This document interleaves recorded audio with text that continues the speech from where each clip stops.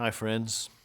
Soon you will be asked to vote in an election that will determine whether Service Employees International Union will have the right to represent you in your part-time faculty or part-time instructor role.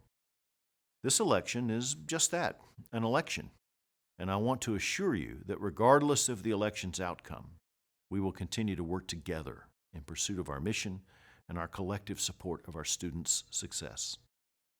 For over 50 years, we've prided ourselves on our culture and our ability to innovate through our collaborative approach to learning. This process is no different. Your voice, your vote matter, and we want to ensure that you are heard. Though you might be inclined to sit this one out, please don't. We want the outcome of this election to be clear, and the only way for that to occur is for your voice to be heard through your vote.